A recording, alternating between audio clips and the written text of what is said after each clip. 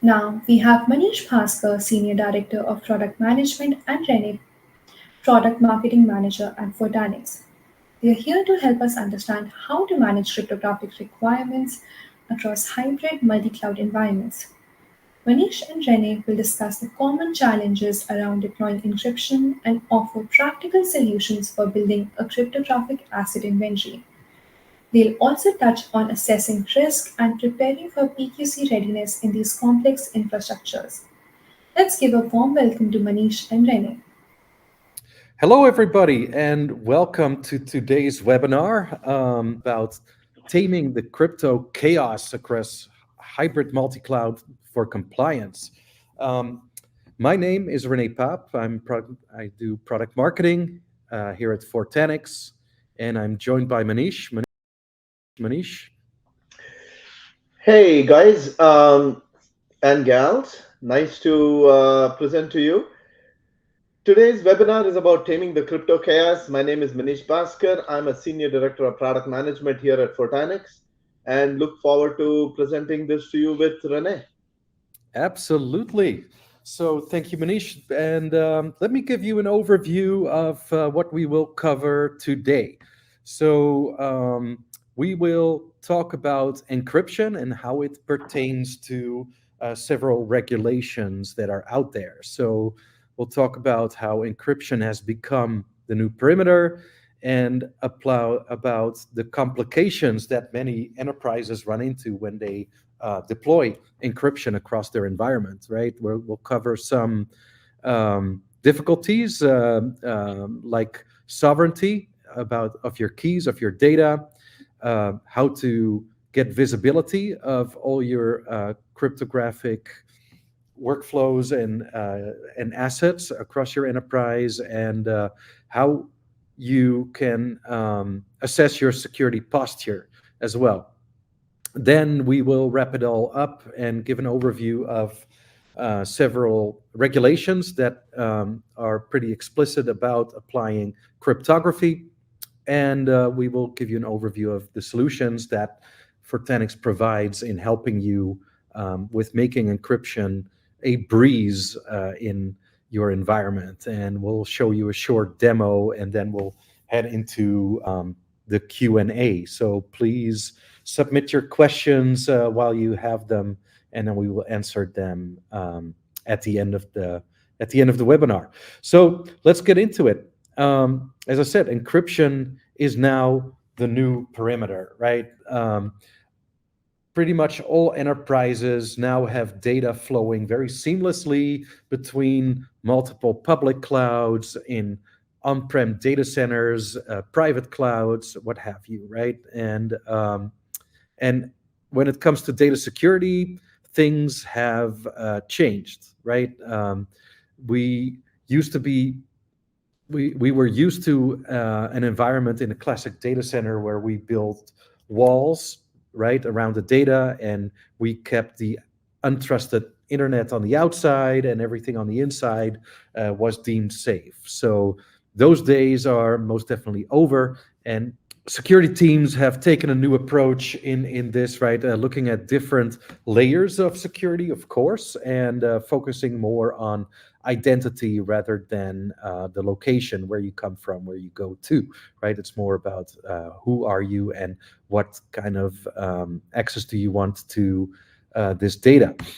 So the next step is to take security to the data layer, right? To have data-centric security. And this is very much necessary because data breaches just keep happening and are extremely costly at that, of course. So to curb those data breaches and all that, the regulations have gotten much and much more specific about how you apply encryption, and trying to make data security a more safer place, really.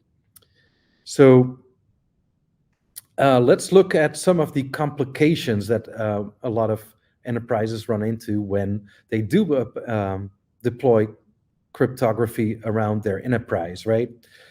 So first, I want to focus on data sovereignty as well as key sovereignty, because if you do not control your keys, you cannot fully control your data.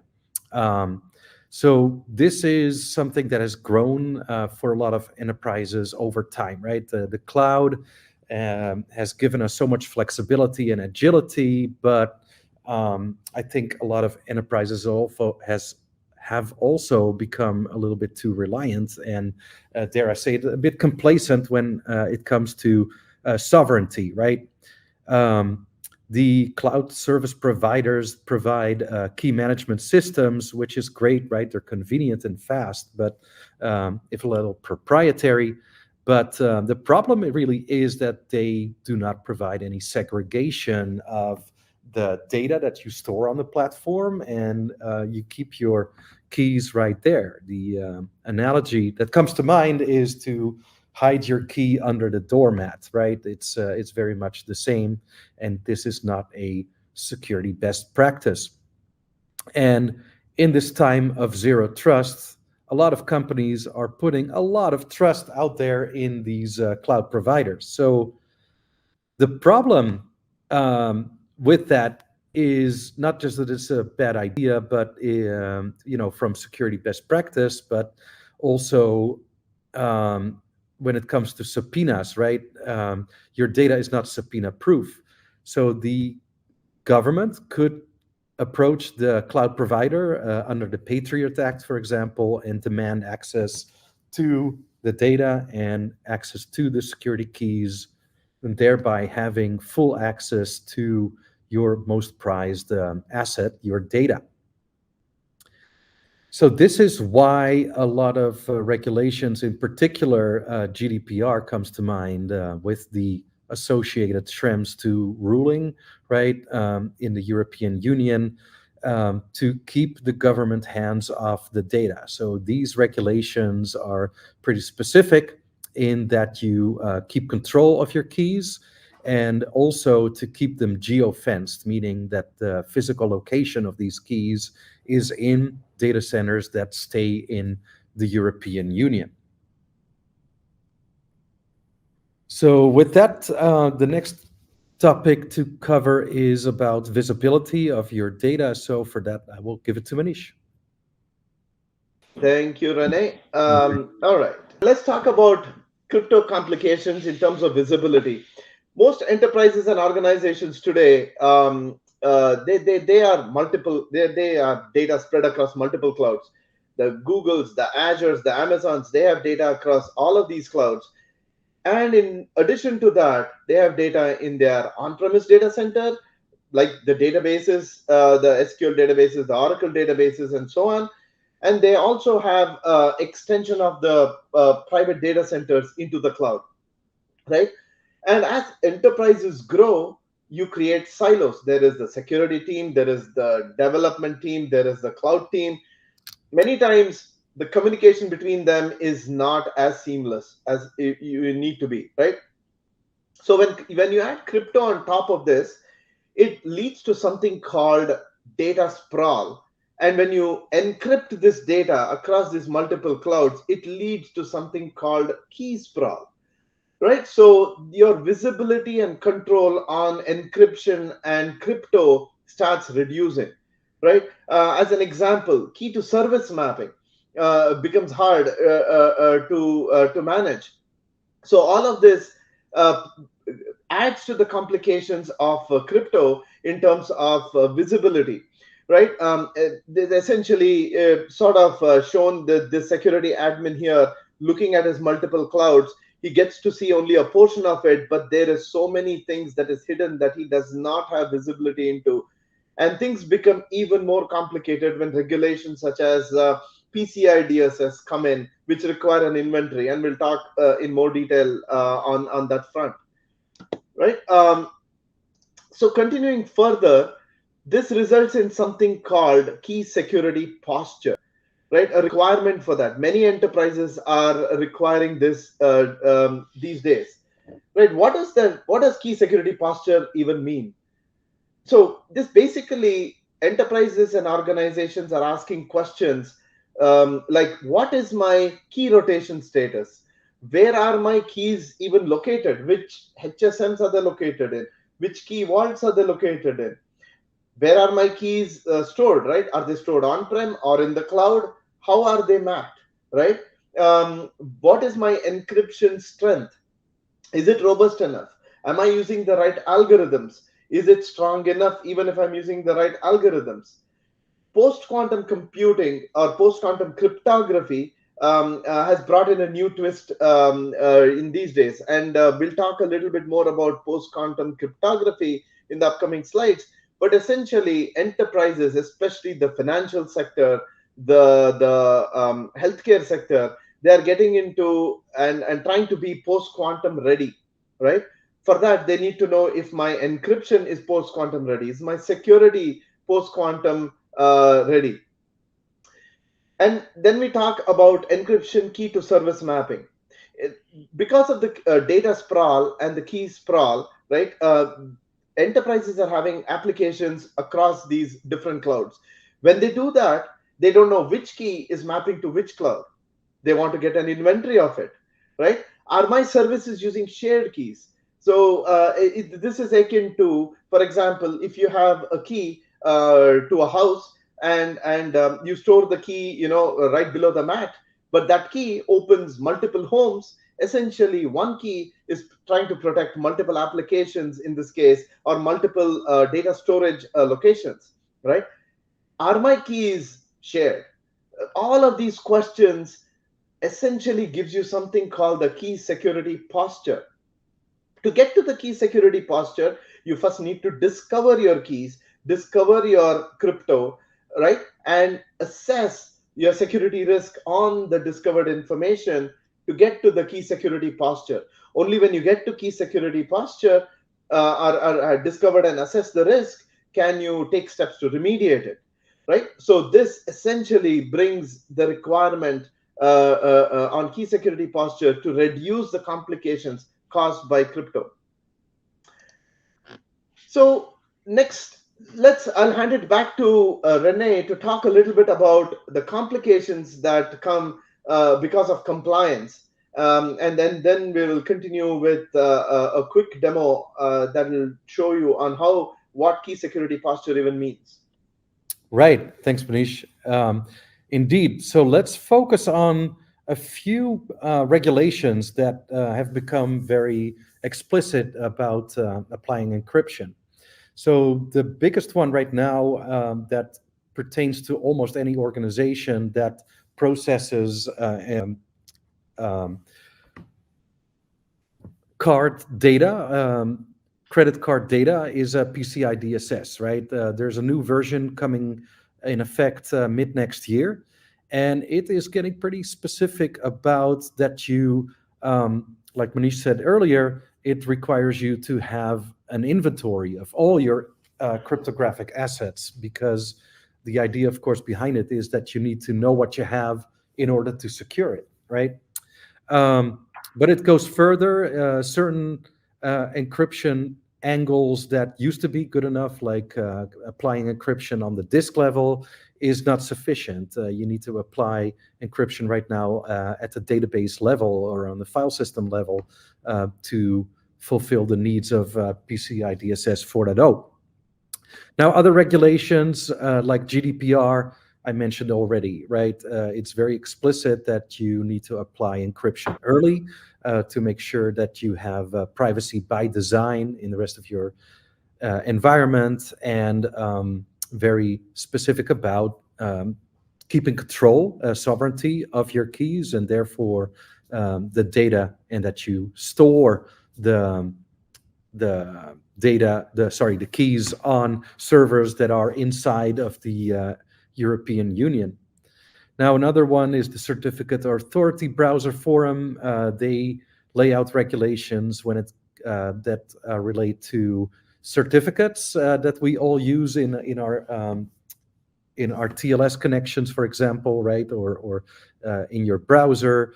This organization has also gotten more specific about the encryption keys that relate to your public certificates, and they demand that these private keys now have to be created and kept on a hardware security module on an HSM.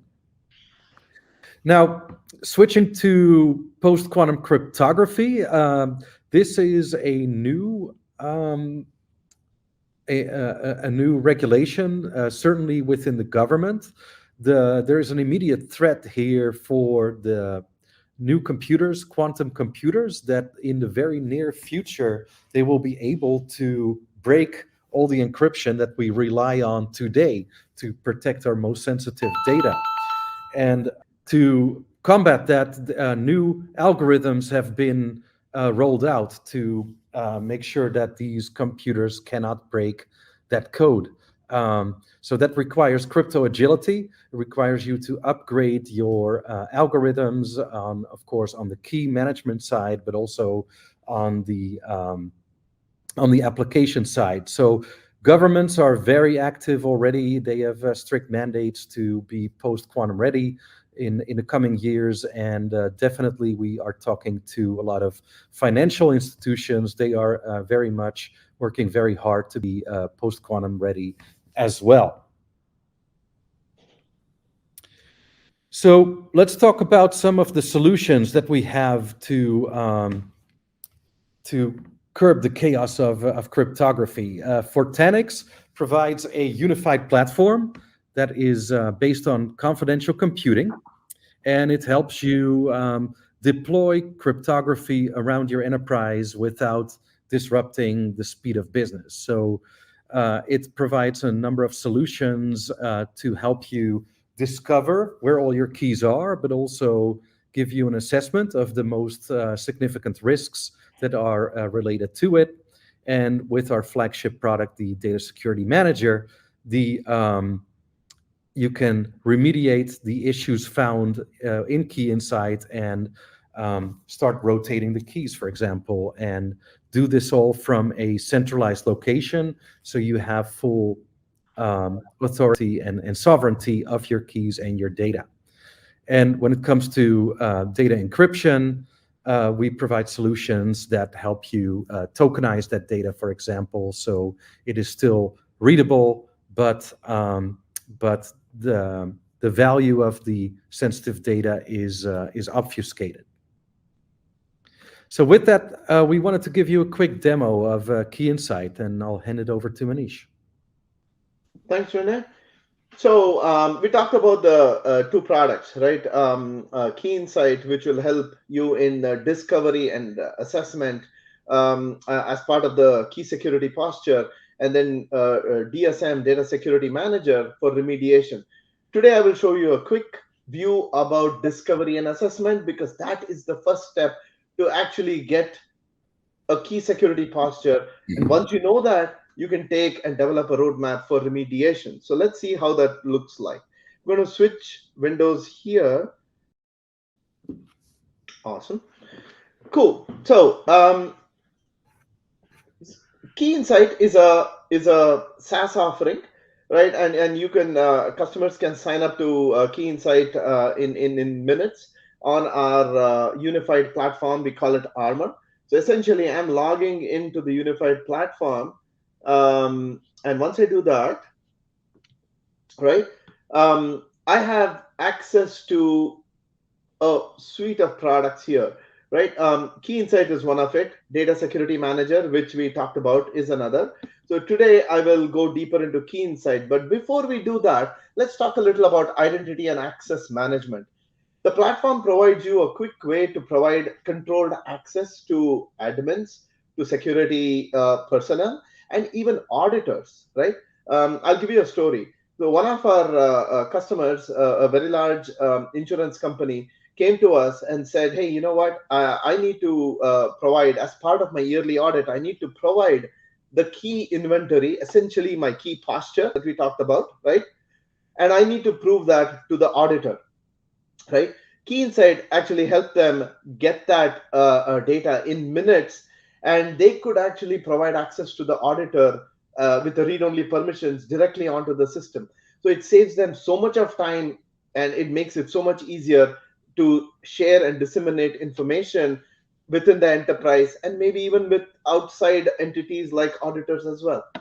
But let's dive deep into key insight.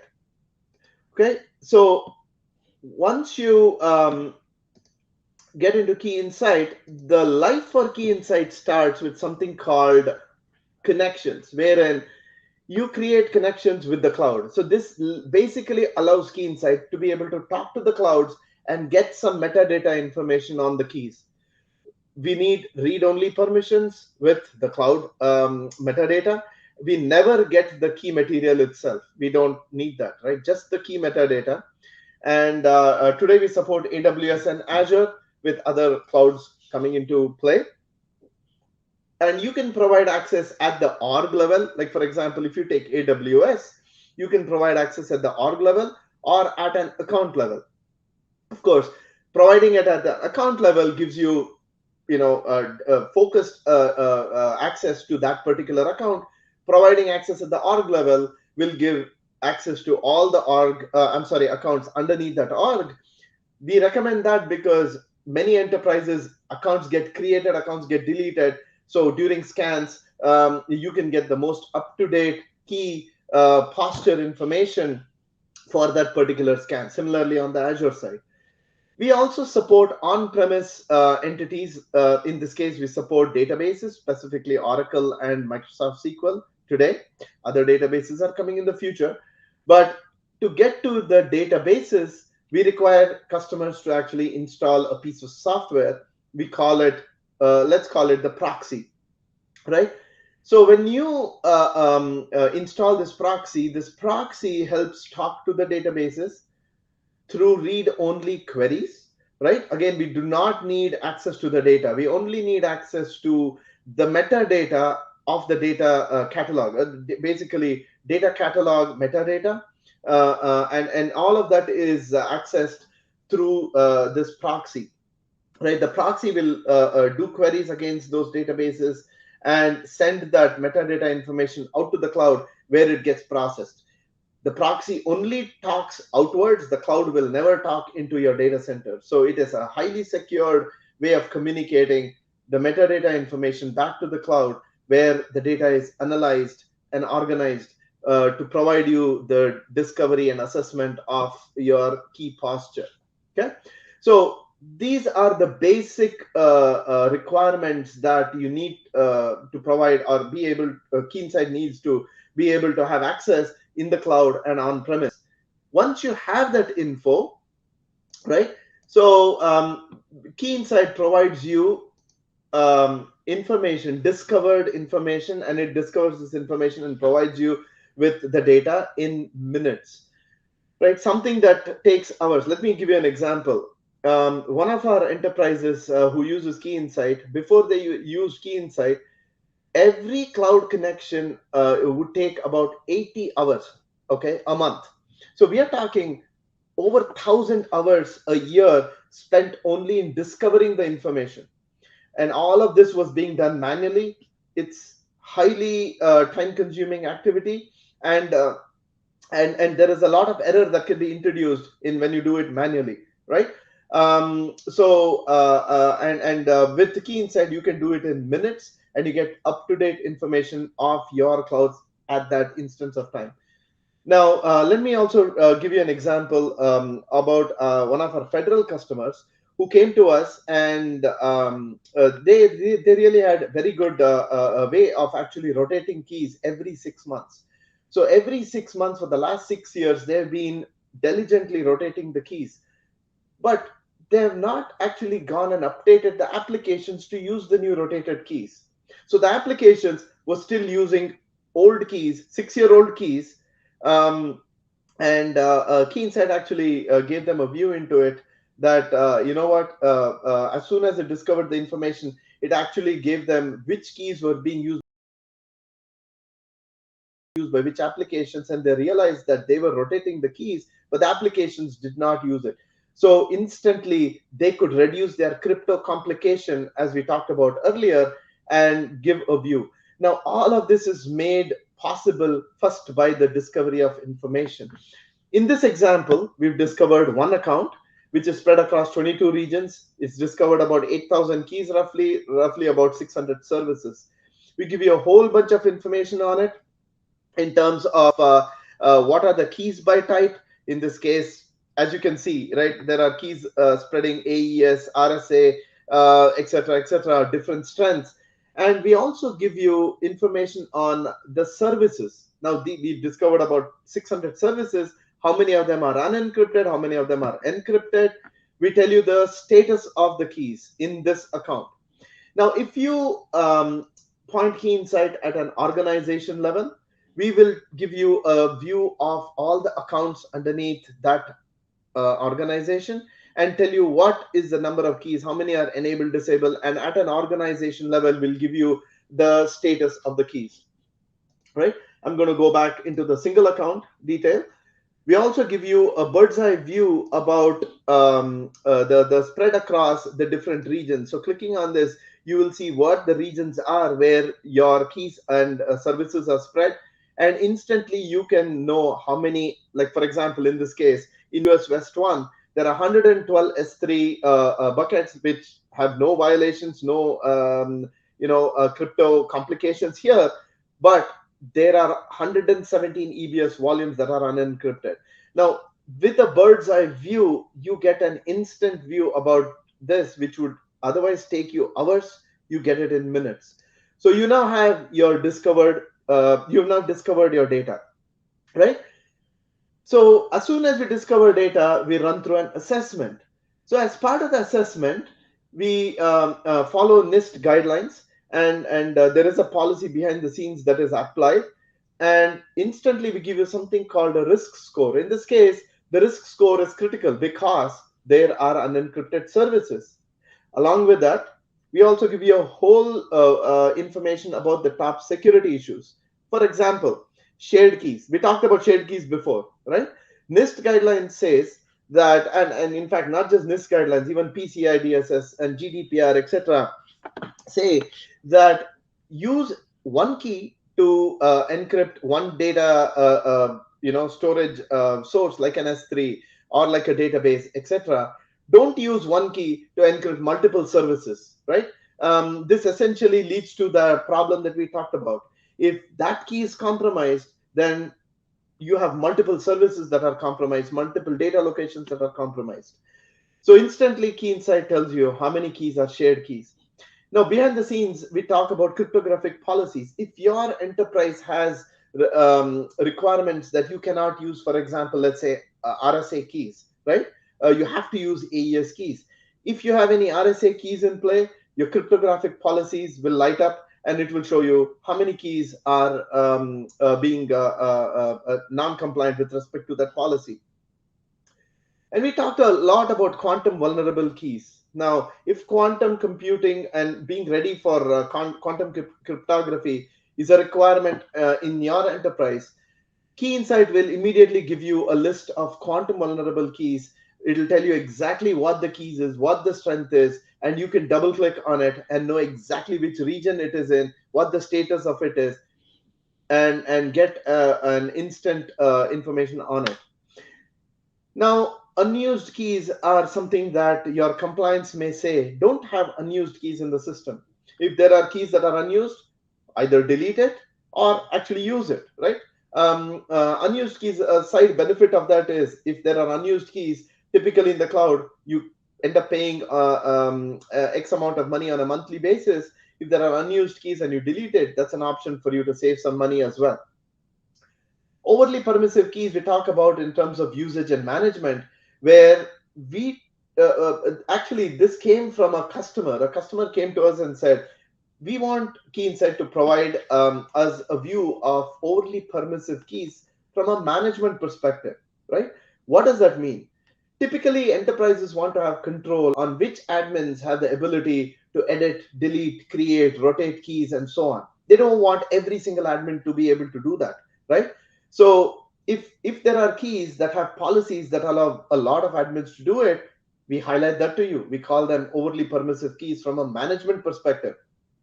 Similarly, overly permissive keys from a usage perspective, we peek into the policy and actually give you a view of the keys that can be used across multiple services potentially, right? And these are all information that security admins and personnel can take and put in remediative actions to correct it, possibly over time. But the first step is to discover and get an assessment, and that is exactly what Key Insight helps you do. Furthermore, I want to also show on the service violations. Right, from a service point of view, today, like in AWS, we support S3, RDS, EBS with a whole bunch of services coming very soon.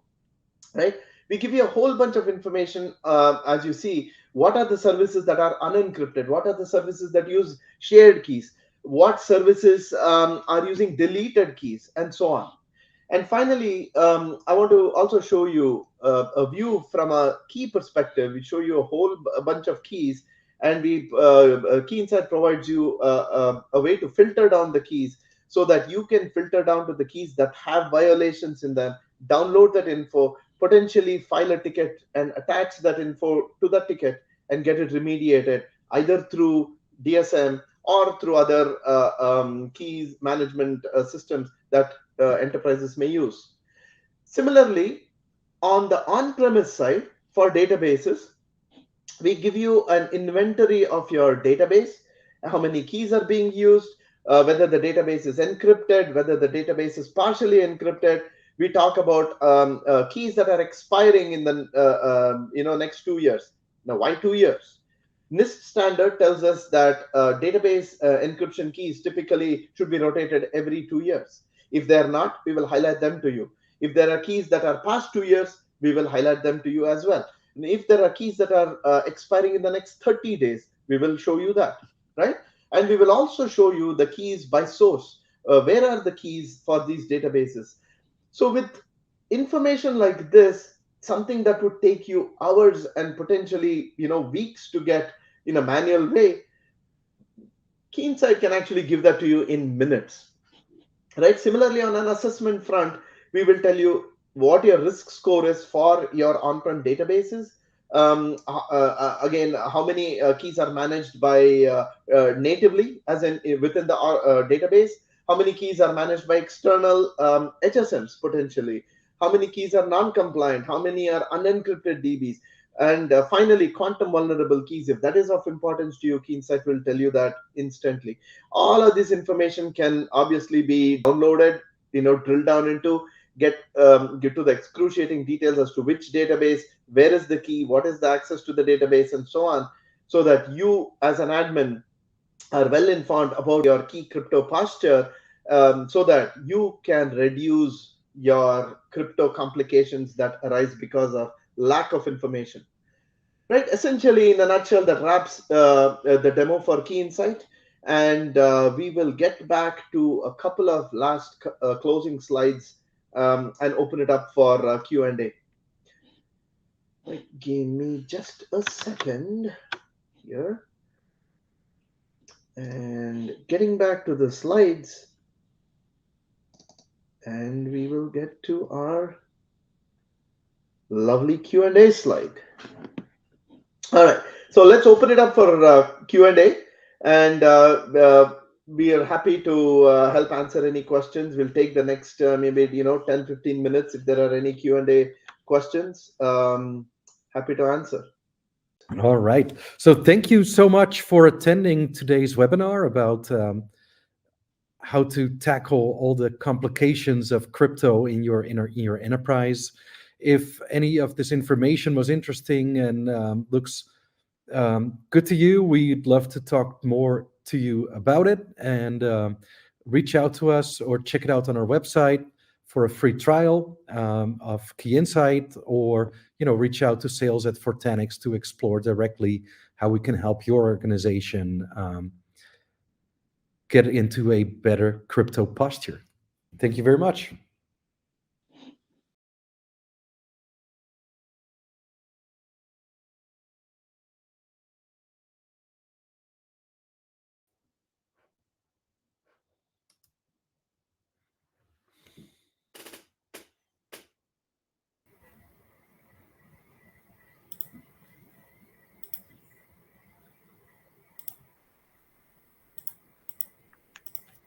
Thank you, Manish and Renee. So many great takeaways there. Let's jump into the Q&A. If anybody has any questions, feel free to ask them in the Q&A panel below, and we'll get to them as many as we can. So, for the first question, it is for Key Insight Scanner, do you need to install agents on your databases? You want to take that, Manish? Oh, yeah, Manish, your mic is muted, sir. Yeah, There you I go. think I was muted. Thanks, Survi. No, you do not have to install an agent on the databases. You just need to install, download and install the scanner, just one scanner, which is installed on a Linux machine. It could be a physical server, it could be a VM, it doesn't matter. And you do not need to install anything specifically on the databases themselves, database servers themselves. Okay, great. Moving to the next question, is Fortanix only available as a SaaS platform? Yeah, so Photonics today is available as a SaaS platform only, meaning the analytics plane or the control plane, if I may call it, that is at the SaaS level. But we do have the on-premise scanner that you can install on-premise to scan your databases and so on, right? So even though it is a SaaS service, it is built on confidential computing technology, which means data is encrypted at rest, data is encrypted in flight, data is encrypted during processing, even the memory is encrypted. So it is a highly scalable, highly secure SaaS platform that we've built Keysight on. Yeah, exactly. And just to add to that, the data security manager is available in an appliance as well. Although, of course, most customers these days prefer our SaaS, and that gives it a tight integration. Okay, great. So moving to the next question, I need to keep using the AWS KMS. What do I need Fortanix for? Hmm. Maybe I'll start. Maybe you can add on to that, Manish. So, I mean, Data Security Manager is really designed to work in conjunction with the KMSs provided by the cloud providers. So it does give you the option to have your keys externally when there's an option called XKS, External Key Store, in AWS, and a similar one, EKM, they call it in Google. So you can keep your master keys on the Fortanix platform within your control, but still use the day-to-day business on the KMSs that that your developers, etc., like to continue using. That is no problem at all.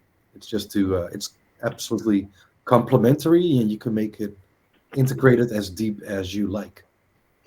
Yeah, So, just to add to that, I just want to add a few things to that, right? Most enterprises don't have their applications and data in one cloud. So they have multiple AWS accounts, potentially multiple different clouds, right? Most of our customers actually have applications and data in Azure, in AWS, in GCP, and on-premise.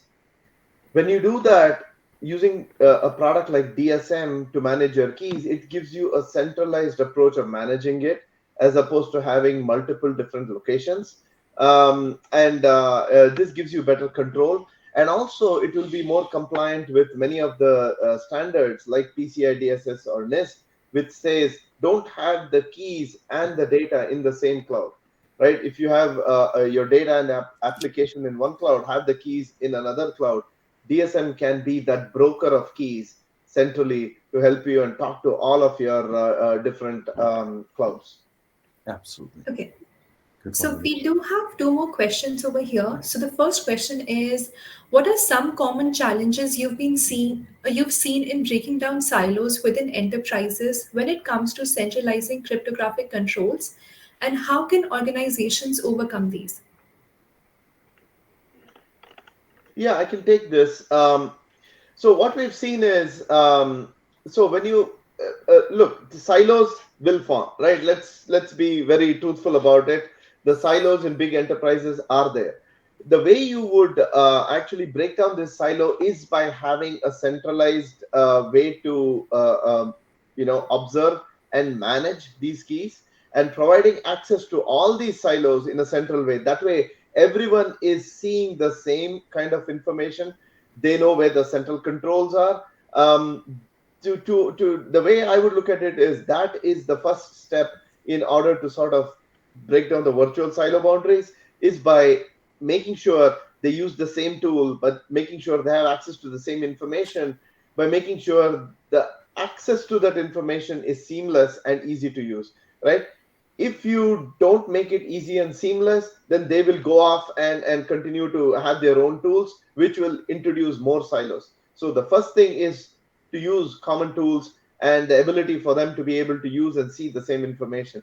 To me, that would break down silos, right? Even though the silos still exist, it seems like it will break down. That's what we've seen in enterprises. Okay. So moving to the last question, how should companies approach risk assessment for cryptographic asset to better prepare for audits and regulatory inspections across various compliance standards?